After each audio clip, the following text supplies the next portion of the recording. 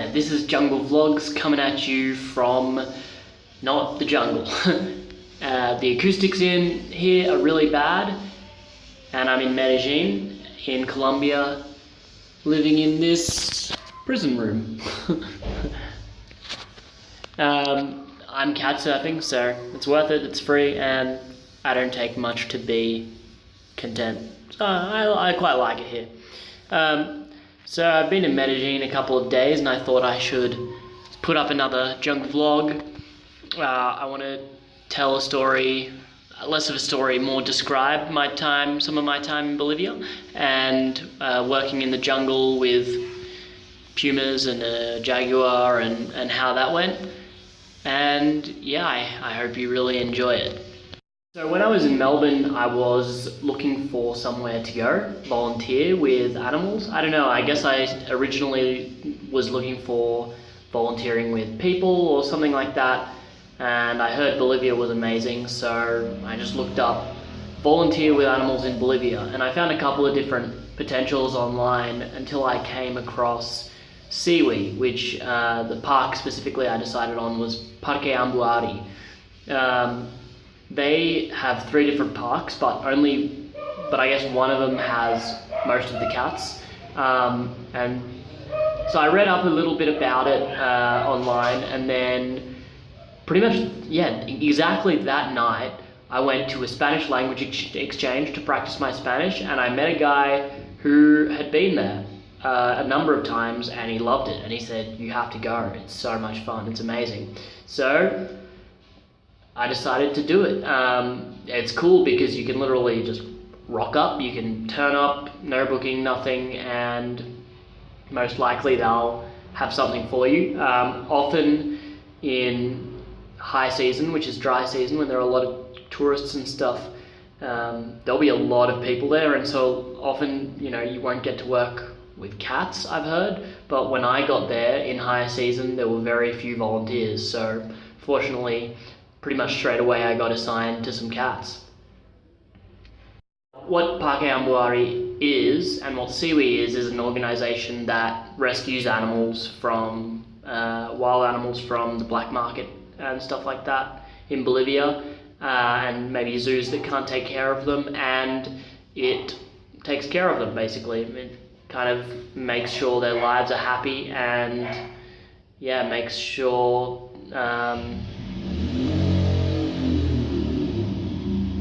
they just, I guess, live contented lives. It's really difficult because originally when I went, I was like, why can't you release these animals, And the trouble is, well, some of the animals, you can release. Some of the tejones, which are an interesting, cool animal, and the monkeys and stuff like that, you can release a lot of them.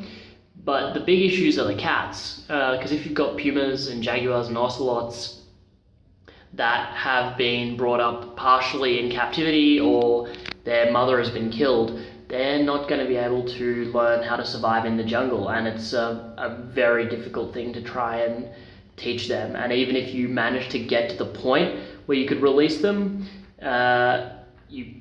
they'd probably die. Apparently it's a less than 2% success rate, so it's really sad, but at least I guess we give these animals a good time, a good life in the park.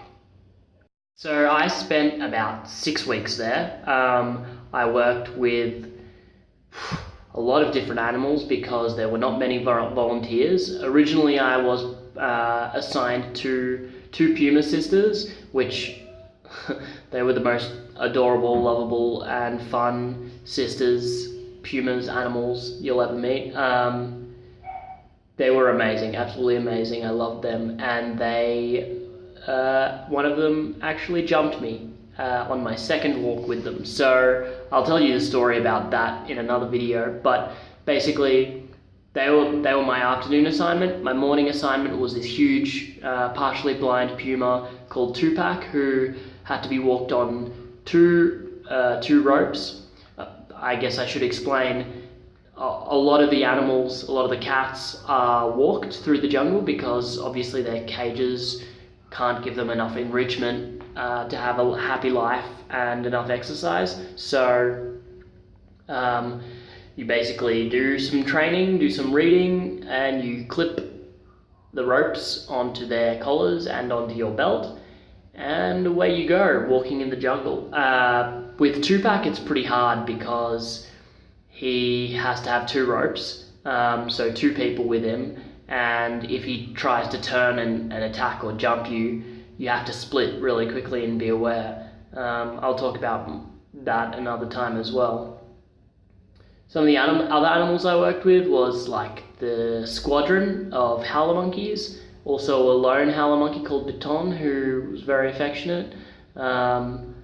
I worked with the night monkeys, actually 2 male night monkeys, which I was also very lucky to be able to work with both of them. They're both lovely, very different. And night monkeys are quite, rare, and not a lot of people get to work with them, and we would take them out at night and walk them in the trees and, climb with them and stuff like that, like with the howler monkeys as well.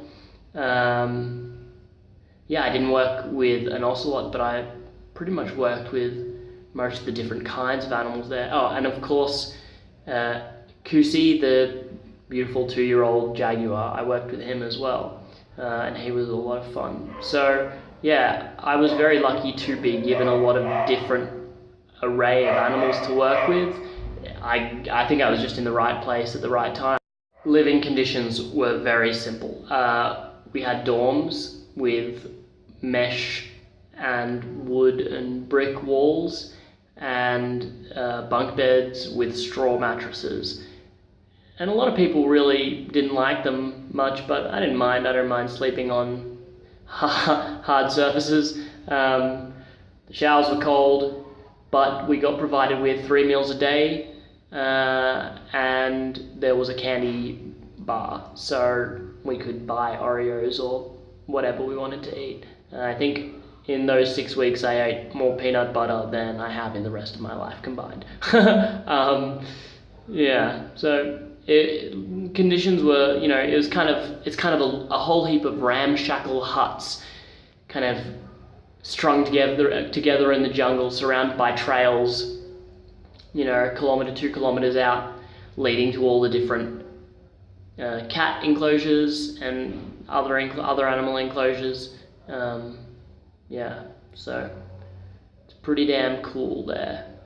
We got to go once a week on Saturdays to the local town. We would hitchhike into the local town and like chill out at the lagoon, maybe use the internet because you also don't have the internet. So that was once a week, which was pretty nice. The working hours for most people, weren't that bad, maybe like 6:30 or 7 a.m. until about 5 p.m. But you also had like an hour and a half or 2 hours break for lunch, an hour or so break for breakfast, and then you would finish your day on dinner. For me, I would go straight from my afternoon cats, which were the sisters, or I would also work with Baton, the howler monkey, in the afternoon. And then I would go straight, get ready, and head out to work with the night monkeys, and then come back, I don't know, maybe 7 p.m, 7:30 sometimes, sometimes they can be difficult. I'd get back kind of late and then eat dinner. So kind of 12-hour day, including breaks in it. It was pretty tough, but also very rewarding. Walking through the jungle in the gumboots, sometimes wet, sometimes hard mud.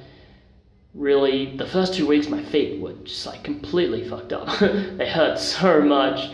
I've never had like calloused feet, and within the first 3 weeks my feet just completely changed.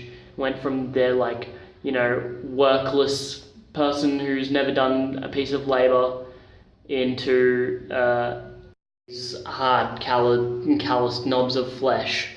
That was my feet. So 6 weeks there. I think it was like 42 days, 45 days, something like that. And it was insanely hard work. Some of the hardest work I've ever done. Sometimes doing construction, hauling sand and rocks and stuff as well. but by the end, really fucking rewarding. Like, I don't know, to say that I've been jumped by a big cat or bitten by monkeys and just pushed through it and learnt to keep going, learnt to have that determination. And I guess that's just the culture there. What everyone does is work, just work, and then relax once a week, twice a week if you're lucky. And I guess it taught me a lot about how I can work harder than I thought I could. Yeah, and that was Parque Ambuari in kind of northeast jungle in Bolivia. I'm definitely going to go back in the future and hopefully work with some more animals, maybe in a couple of years, I don't know. I hope you liked that information, that description about it. I'll tell some more specific stories in some future vlogs. Like I said, I'm currently in Medellin. I've been going to the city centre the last 3 or so days and busking, just singing and trying to make some coins, and then pretty much using those coins to take the bus back. And yeah, going to the library and doing a heap of Spanish study and having a pretty fun time. Thanks very much for watching, and I hope you enjoyed this vlog. Goodbye.